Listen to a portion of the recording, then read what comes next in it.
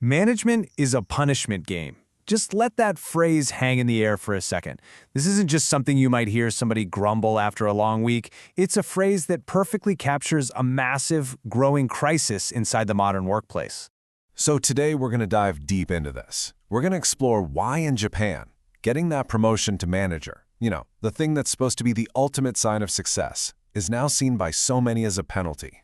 It's a huge red flag pointing to a deep, structural problem that's making people run away from the corner office, not towards it. And look, this isn't just a vague feeling people have. The data is absolutely stark. A staggering 77% of employees in Japan who aren't managers say they do not want to be promoted. Think about that. More than 3 out of every 4 people are looking up the ladder at their boss's job and saying, absolutely not. No thank you. So what exactly is this management punishment game? Well, it's this crazy reality we're in now, where becoming a manager means getting this toxic cocktail of overwhelming responsibility, crushing stress, and a workload that never ends. But, and this is the key part, without the authority, the pay, or the rewards to make it worthwhile. It basically turns a career milestone into a prison sentence. Okay, first things first, let's hear the case for the prosecution. We're going to break down all the reasons, all the evidence that shows why the manager's job has become something to be avoided, not celebrated. The heart of the argument really comes down to this crushing burden. It's a combination of a few key things. An absolutely insane workload, being responsible for everything without having any real power, a constant fear of being accused of harassment, pay that's either stuck or actually goes down, and of course, saying goodbye to your personal life.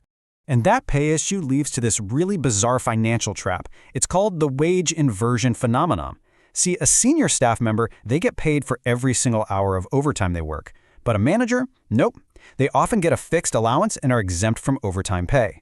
So what happens? The manager works these insane hours and literally takes home less money than the people on their team. Your promotion comes with a pay cut. It's wild. Now, you might be thinking this is just about a few people getting burned out, but it's not. This is a full-on systemic breakdown. In fact, researchers have pointed to 10 different structural factors that have all kind of collided over the last few decades to create this perfect storm. First, for years, companies have been flattening their organizations, right? Cutting out layers of middle management. Well, that means the few managers who are left are now responsible for way more people. This has created the rise of the playing manager, someone who's expected to crush their own individual goals and somehow find time to coach a huge team. Second, managers are getting squeezed from both sides. From the top, executives hand down these big, vague strategies, and it's the manager's job to figure out how to make them happen. At the same time, thanks to work-life balance reforms, junior employees are heading home right on time, and all their unfinished work, it gets forcefully transferred right onto their manager's plate. And third, the human side of the job has turned into a total minefield. I mean, with the old seniority systems falling apart, you could end up managing someone who's older and used to be your senior. On top of that, there's a constant fear that any kind of direct, honest feedback could be labeled as harassment. It leads to this management paralysis, where you're afraid to actually manage. This quote from a nurse manager in her 30s just captures the feeling perfectly. She said, "We are the shield used to legally protect the staff. We maintain the appearance of a good company by sacrificing our own lives." It's this feeling of being a human shield, a sacrifice made just so the company can look good. So the case seems pretty open and shut, right? Avoid promotion like the plague. But hang on a second. Let's flip this on its head and ask a totally different question. Is staying where you are really the safer long-term move? All right, now it's time for the defense to make its case. Let's talk about the hidden dangers, the career risks, of saying no thanks to that promotion. I want you to think about it like this. As an individual contributor, a player on the team, your peak performance is probably in your 30s. So what's your game plan when you're 45? Your skills might not be as cutting edge, and now you're competing on pure performance against a sharp, hungry, and probably cheaper 25-year-old. What do you do then? This is what we call the 45-year-old career crossroads. The player risks their skills becoming obsolete, and they're always seen as potentially replaceable. But the 45-year-old manager, well, they've been through it all, but they've also developed skills you can't learn from a book. Strategy, leadership, dealing with people. They're not competing on raw output anymore. They're competing on experience. They're way more critical to the company. The author Kodai Andu puts it so bluntly, Without management skills, you are at high risk of becoming a replaceable existence. A replaceable existence. That's a chilling thought. So for all its pain, maybe the management track offers a different, more lasting kind of job security. So we're caught in a real bind here. Promotion feels like a punishment, but avoiding it feels like a career dead end. So what's the verdict? And maybe more importantly, is there any way to actually fix this broken game? When you dig right down to the root of it all, the problem is this. The role of a manager has just exploded into one of unlimited responsibility. We expect them to be a brilliant strategist, a top performer, a therapist, a compliance expert, and a mentor all rolled into one person.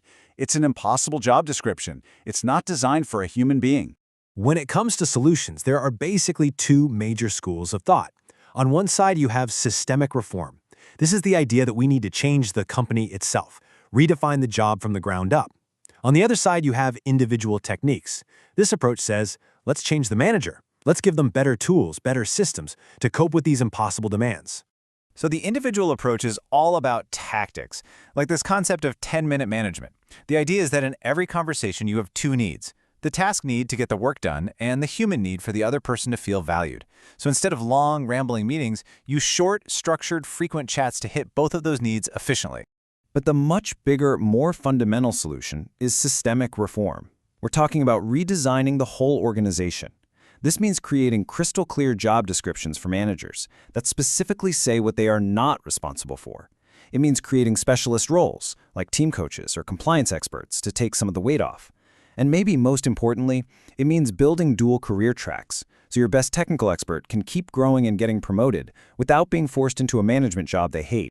Because when you get right down to it, this whole debate is about so much more than a job title. This punishment game is a symptom.